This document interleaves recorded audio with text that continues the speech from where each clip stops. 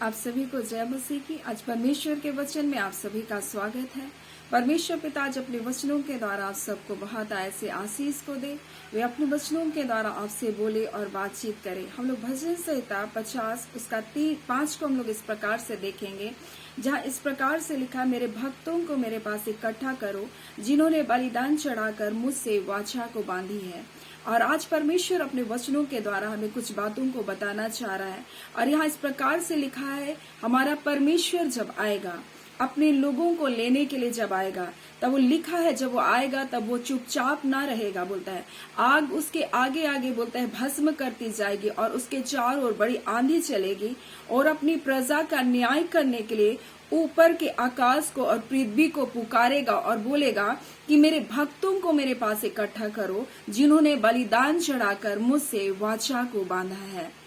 और परमेश्वर का वचन तो आज हमें वाचा के बारे में कुछ बातों को बताना चाह रहा है। और ये बलिदान क्या है, और परमेश्वर का वचन कहता है, मैं होम बलि से, मेल बलि से उतना प्रसन्न नहीं होता जितना कि उसकी आज्ञाओं को मानने से। और परमेश्वर का वचन जो वाचा के बारे में कह रहा है वो है परमेश्वर की इच्छा, परमेश्वर की आज्ञाओं को मानने के बारे में। जिन्होंने अपने जीवन के साथ एक वाचा को बांधा है कि मैं परमेश्वर की इच्छा के अनुसार, परमेश्वर की आज्ञा के अनुसार, परमेश्वर की मर्जी के अनुसार अपने जीवन को जीऊंगा। और इसलिए परमेश्वर जब आएगा तो वो पुकार करके कहेगा, मेरे भक्तों को मेरे पास इकट्ठा करो जिन्होंने बलिदान चढ़ाकर मुझसे वाचा को बांधा है। यानी उन्होंने अपने जीवन का क्या है, सेक्रीफाइस किया है, उन्होंने अपने जीवन का क्या है, बलिदान को चढ़ाया। क्योंकि परमेश्वर का वचन कहता है, अपने शरीर को जीवता भावता बलिदान करके चढ़ाओ, यही तुम्हारी आत्मिक सेवा है। और परमेश्वर का वचन आज हमसे यही कहता है, जब हम परमेश्वर की इच्छा के अनुसार चलते हैं, परमेश्वर की आज्ञा के अनुसार कार्य करते हैं, तो हम क्या करते हैं, बलिदान को चढ़ाते हैं। और ये हम अपने जीवन के साथ एक वाचा को बांधना है कि प्रभु मैं आपके लिए एक पवित्र जीवन को जीऊं।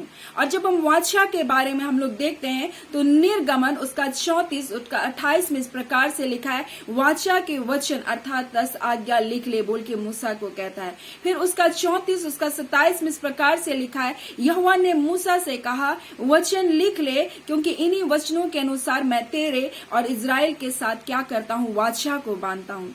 और जब कभी परमेश्वर ने मनुष्य जाति जब पाप किया और पाप के बाद परमेश्वर ने जो दुख देकर पछताने हारा, परमेश्वर जब उन दुखों को देकर पछताया, परमेश्वर ने मनुष्य जाति के साथ एक वाचा को बांधा। हम लोग देखते हैं नूह के जल प्रलय के समय परमेश्वर ने जब जल प्रलय से सब कुछ नाश किया, तब परमेश्वर ने वहां नूह के साथ भी एक वाचा को बांधा। और उसने बादल में एक धनुष बोला, एक धनुष होगा और मैं उसे देखकर बोलता है सदा की वाचा को क्या करूंगा, स्मरण करूंगा। और परमेश्वर के और पृथ्वी के और सारे शरीरधारी प्राणियों के लिए वाचा क्या रहेगी, बंधी रहेगी। और जब जब मैं इसे देखूंगा तब मैं स्मरण करूंगा कि मनुष्य को फिर इस प्रकार से पूरी रीति से पृथ्वी को जल प्रलय से नाश ना करूंगा।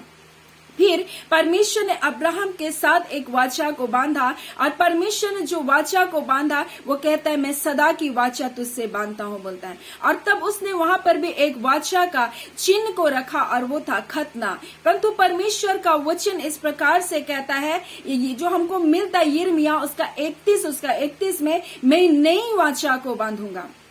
और यीशु मसीह के बारे में हमें जो मिलता है इब्रानी 7 उसका 22 में, कि यीशु मसीह एक उत्तम वाचा का जामीन ठहरा। और यीशु मसीह ने जब अपना पवित्र लहू को प्रभु भोज के रूप में जब दिया, तब उसने कहा, लो ये मेरी वाचा का बोलता है नई मसीह यीशु में बोलता है, ये तुम्हारे लिए एक नई वाचा है। उस लहू को जो तुम्हारे लिए बहाया गया बोलता है एक नई वाचा है, जो हमको लूका 22 उसका 20 में मिलता है। और यीशु मसीह ने अपने लहू को बहाकर उसने हमको क्या किया, शुद्ध किया। उसने हमें सदा के लिए उद्धार का कारण हमको ठहराया। और परमेश्वर का वाचा तो ये है बोलता है कि उसकी प्रजा के लिए उसने उद्धार को किया। ये परमेश्वर का वाचा था कि मैं अपने लोगों का उद्धार करूंगा।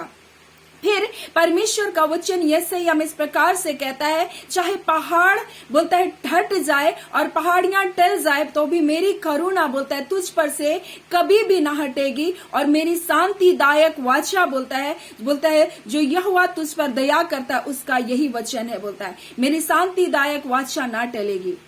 और ये तो परमेश्वर की वाचा है जो उसने अपने पुत्र यीशु मसीह के द्वारा हमारे जीवन के साथ बांधा, और उसने सदा की शांति की वाचा हमारे साथ बांधा। उसने अपने शांतिदायक वाचा को हमको दिया, उसने हमें सफलता प्राप्त करने की हमें वाचा को बांधा, और उसने कहा जब तुम मेरी आज्ञाओं को मानोगे तो बोलता है तुम इसके कारण क्या करोगे, सफलता को पाओगे। और ये वाचा तो कुशलता की वाचा है, ये हानि की वाचा नहीं, ये वाचा जीवन की वाचा है, बोलता है। और वो अपनी वाचा के कारण बोलता है दाऊद के घराने पर बोलता है दया करता है, और उसको उसने नष्ट करना ना चाहा।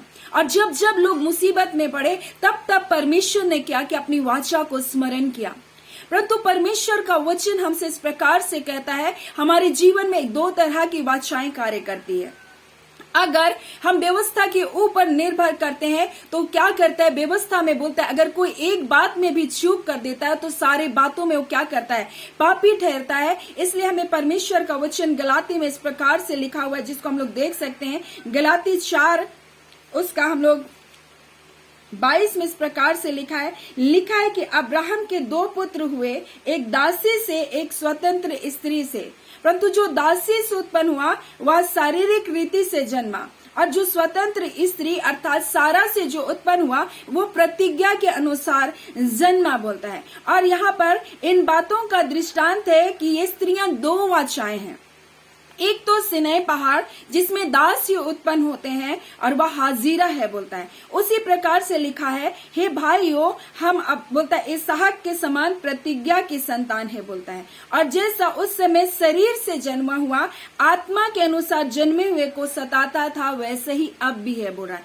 यानी कि हम प्रतिज्ञा की वाचा के भागीदारी हैं, जिसको हम लोग 2 कुरिन्थी 3 उसका हम लोग देखते हैं 7 और 8 में लिखा है, मृत्यु की वाचा जो लिखी गई थी वो पत्थर की पट्टियों पर लिखी गई थी, जिसको हम लोग देख सकते हैं कुरिन्थी में यहाँ इस प्रकार से लिखा हुआ है कि वह मृत्यु की वाचा 3 उसका 7 में, यदि मृत्यु की यह वाचा जिसे अक्षर पत्थरों पर खोदे गए यहाँ तक तेजोमय हुआ कि मूसा के मुंह से तेज के कारण जो घटता जाता था इजरायली उसके मुंह पर दृष्टि ना कर सके, परंतु आत्मा की वाचा और भी तेजोमय क्यों ना होगी। यानी कि एक वाचा जो थी पत्थर की पट्टियों पर लिखी गई थी और दूसरी वाचा जो आत्मा के द्वारा लिखी गई। इसलिए परमेश्वर का वचन कहता है मैं अपनी वाचा को तुम्हारे हृदय रूपी पट्टियों पर लिखूंगा, बोलता है। और परमेश्वर का वचन कहता है तुम आत्मा के चलाए चलो, बोलता है। और परमेश्वर की ये जो वाचा है उसके बेटे जो हमारे इस वाचा के क्या है, जामीन ठहरा, बोलता है।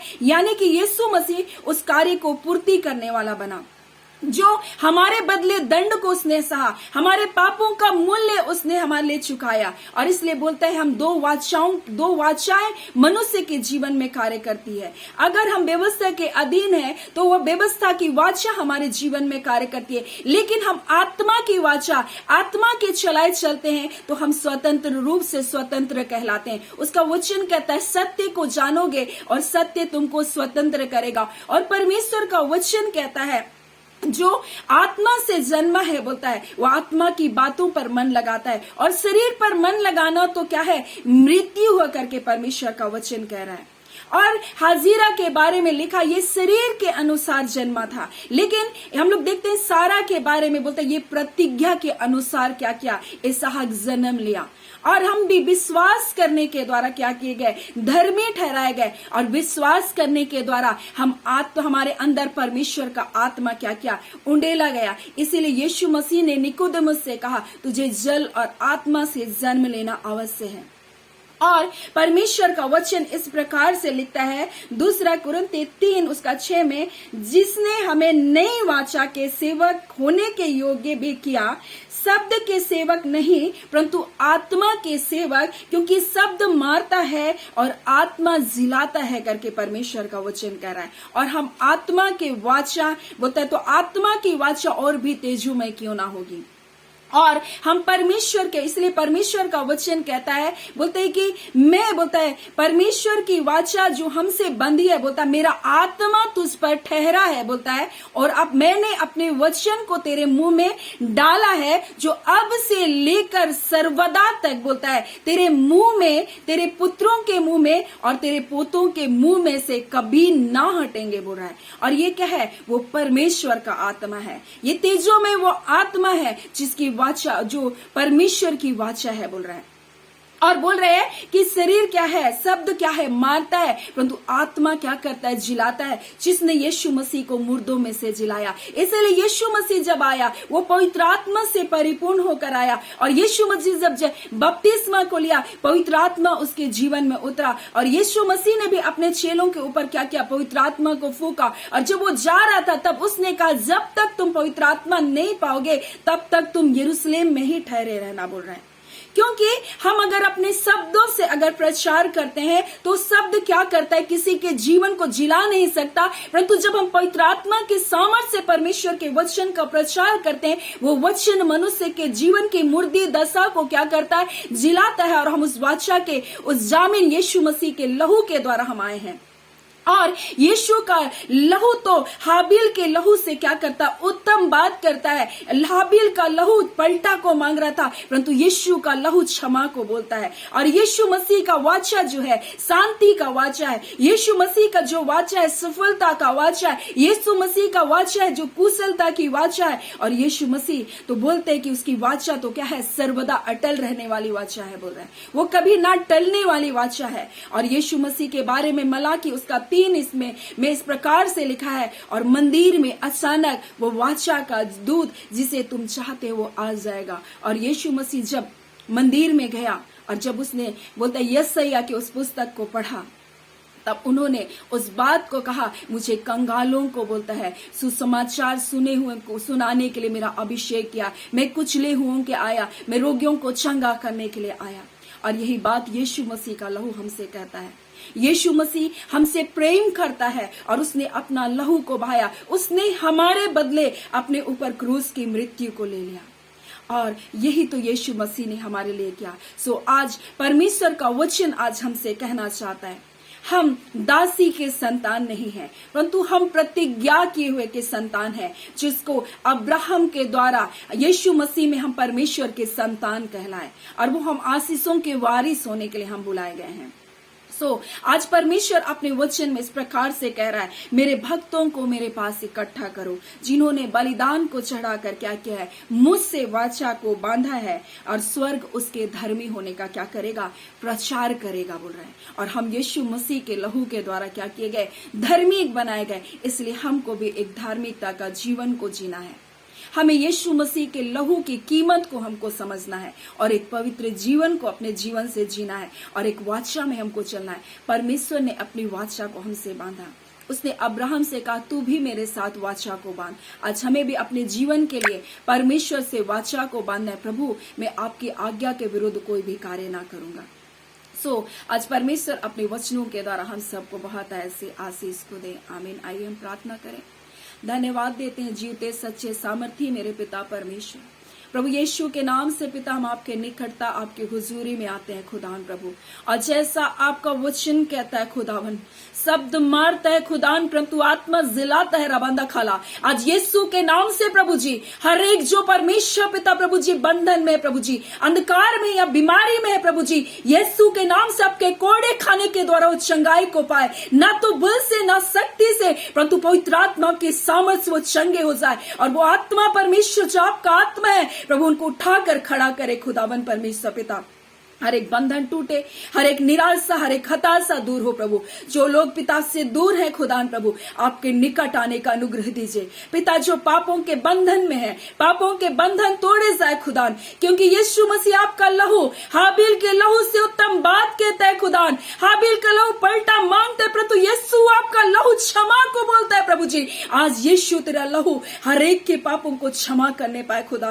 और पिता ये बड़ी जय को पाए खुदा प्रभु। हर एक जो बच्चे परमेश्वर पिता जो अपने जॉब को सर्च कर रहे खुदा, उत्तम जॉब मिलने पाए खुदा। आपके बच्चों पूछ नहीं खुदा प्रभु, आपने कहा आपके बच्चे सिर है खुदा प्रभु, क्योंकि पिता ये आपके प्रतिज्ञाओं के वारिस है खुदा प्रभु। आपने जो प्रतिज्ञा जो वाचा आपने बांधी है प्रभु, उन वाचाओं को प्रतिज्ञाओं को प्रभु आप सदा स्मरण करते खुदा। आपने कहा और हजारों पीढ़ियों तक परमेश्वर हाँ खुदा आपने उसको स्थिर करके रखा अपने बेटे यीशु के कारण। खुदा आपके बच्चों का भाग हारा हुआ जीवन नहीं परंतु विजेता का जीवन है। ये जय और छुटकारा यीशु के नाम से पाने पाए। धन्यवाद देते खुदा, आप बड़ी विजय को अपने लोगों के जीवन में दे रहे पिता। ये प्रार्थना आपके बेटे यीशु के नाम से मांगते हैं, दया सुने अनुग्रह से ग्रहण कर लीजिएगा। आमीन। परमेश्वर पिता सबको बहुत ऐसे आशीष को दे। आमीन।